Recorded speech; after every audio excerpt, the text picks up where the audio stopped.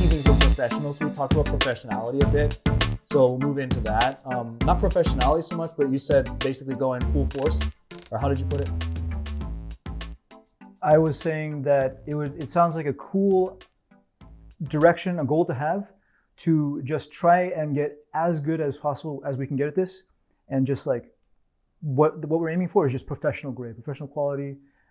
We are podcasters, and when we come in here, we know everything, and we're thinking about all the ways to just maximize this. Okay, so for me, that actually is multifaceted. So for me especially, equipment is very important. And I'll instead of just speaking for, I was about to say that maybe it's not important to you. I'll ask you afterwards what's your priority list. But for me, I think for professionality, it is the equipment.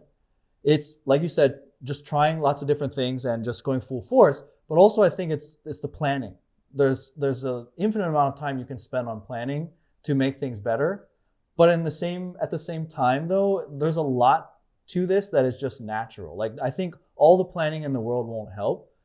But then my brain goes right back to saying, but the more you plan, the more you get used to planning and doing things, the more you're likely to perform better, or to say the things you really want to say, or to just kind of have that rat-a-tat that you're looking for. Almost like you bring up improv a lot, like just being able to just kind of bounce off of each other, knowing when to pause, knowing when to let someone else speak, for example, which I'll do in a moment, and all that kind of stuff. And I think while that can't be planned, that's where the more shots on goal is important.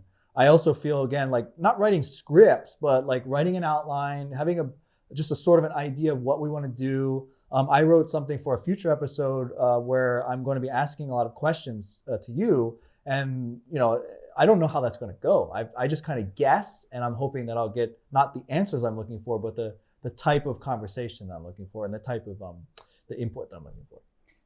Absolutely. And I can share a quote that I'm reminded of that I think is very connected to what you say. First, I'm going to say, I think that's awesome. I think we should try it out. I also think that it's not natural to me, and I may not follow it to the T, right? It's not going to be like I'm going to use the word crutch. But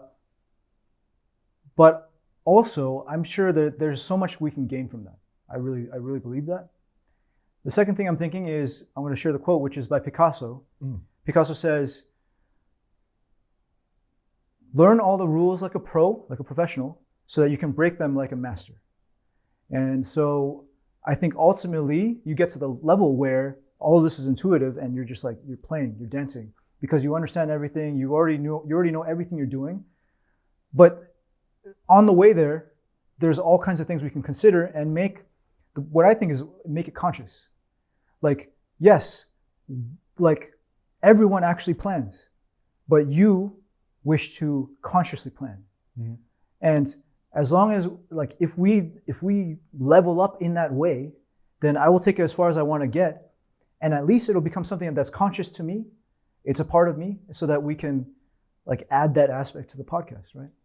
Yeah, and I think it boils down to our differences in personality, but you still end up with the same product. Like you said, like active planning or conscious planning is part of it. But for me, like that planning is what allows me to then sort of really, really master something else more important, more high level, or just to be able to get overall better at something so that I can do it naturally in the future without any planning. So what I'll often do is I'll over plan or plan and keep iterating, keep trying something over and over again, or doing something over and over again to the point where I no longer need to do and then what that unlocks for me is not just that time and space in my brain, but I also end up working really fast. Now, of course, a podcast, you can't speed up a podcast, but like it just allows me to do other stuff, I guess, basically what it comes down to. So that's how I usually approach mastering something. So I go through iteration after iteration to the point where it just kind of becomes intuitive to me. How do you usually handle that? Yeah, I think one major difference I see between us, or at least I will share like generally what happens in my brain, which every time I consider a path, I see all the things connected to it. And so, which I enjoy a lot because it allows me to consider many things at once. However, I think that is quite different from how you choose to approach things. from my observation, you wish to filter out everything else so that you can focus on one thing. Whereas for me, every single thing I consider, I see everything is connected to everything else like that. That being said, I still know that I can only do one thing at a time. It's just that I can see that the thing that I'm iterating on now is going to add into all these other things that are connected. So to talk back to basically last podcast, I see this as linked to energy. How I used to approach this was I used to say, okay, I'm going to wait until I figure out exactly which one is best to do, right?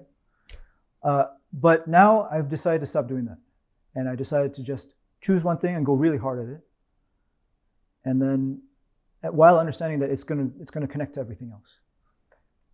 Particularly like an example that I can give you is I've noticed that when the video quality is better, somehow the mics sound better. That's an idea of this, like, to use the word gestalt idea. Like the better the background, the better you look likely. You know, that's how I generally see the world. However, now I'm going to accept that I can only do one thing at a time, while also like loving the idea that they're all adding into each other, right? All right. So then that means the next stop is lighting, because one thing I'm noticing is all the shadows and just the difference, like how much better things could look with lighting. We've ordered lights, and so that's going to be an upgrade that's going to be very noticeable. So the podcast will sound better because of the lighting. Yeah. So if I can go trace back to you, what you brought up about filtering out the things that you are looking at, the interconnectedness.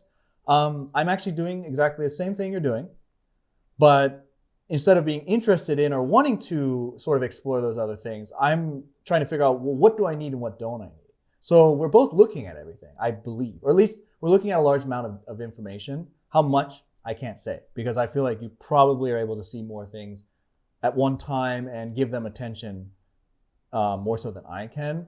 But again, like, what for me, it's more about narrowing down to what I need. And it's not, so while I will focus on one thing that I'm doing, I'm still taking into consideration all the things that that are a part of that.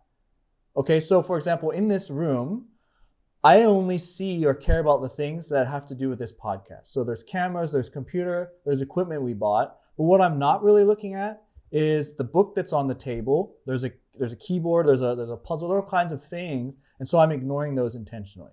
Now, I don't know if that's really speaking to the same thing, but that's just whenever I'm focused on a certain task, I am aware of all the things that are required for that task or for that, whatever it is I'm doing. So if I'm having a meeting, for example, while I'm focused on the topic, giving a presentation, or I'm leading a meeting, I'm still kind of watching everybody in the room. I'm still I'll go on little, like while I'm talking, I'll think about like, why is that person look that way? What's the possibility of why they look that way? What do I need to do? What, maybe something about my demeanor or something I said is causing them to look that way, or should I just let it go? So I'm not sure if I'm really speaking to the same type of concept, but I'm just saying, like, I'm also looking at all of the different things going on. But what I'm not doing is like, George is wearing a green shirt today. You know what else is green? Apples. I'm not doing that. Is that the type of thing you're doing?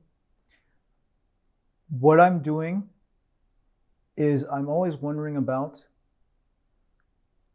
how these things are connected. Right. So I'm like optimistic and open to the idea that they are connected. Mm-hmm. So that's what's having me reconsider things like the visual look of the podcast. Okay. I see them almost as limiting factors. I mean, at some point, if it looks ugly enough, then it'll start to affect other things. Yeah. But I generally always kind of have this bias, you could say, that things are connected. Mm-hmm. And how do you see that? I would say I definitely see how certain things are connected, because for me, it's like, what am I doing? Well, I have a goal. And where is the goal? It's way far ahead of me. And so while there's short-term goals, which is making this podcast look and sound and feel and as good as it can, and also bring as much value as possible, that's very, very short-term. That's very short-sighted to me. I'm looking at, yeah, but after 50 episodes, after this, that, like, where will we be in 6 months? What is what expectations can I have? So, for example, if in 6 months we haven't improved on certain criterion, then I'm going to have to reevaluate how to handle the situation. Obviously, I'm not going to wait 6 months. I'm not that patient. Like, for example, let's say we talked about filler words, for example. So that's something that now we're both thinking about. And I feel like this is something we can fix relatively, obviously it'll take iterations. This is something we can fix in a relatively short amount of time. These are long, but this is a long-term goal. This serves the long-term goal. But the long-term goal isn't even just this podcast. Okay, so again, I'm looking at how do I get to the very, very end of where I'm planning on going and what I'm trying to do. And so that's why every change, every little tiny minute thing that I want to make better, as I guess I could call it, they all feed into that. And that's why the things that you don't think are important are very important to me. It's not just being nitpicky. It looks that way. And yeah, I guess technically that's what that word means. But I mean, it's because I'm serving something that's like very, very important to me, something I'm very passionate about that's very, very far away from myself. I'm not exactly sure how to pass that off to you, but I just wanted to give a little more insight into why I care. It's like, I know that things that maybe you would just be like, why does it matter? I know they matter in the long term. At least I feel that.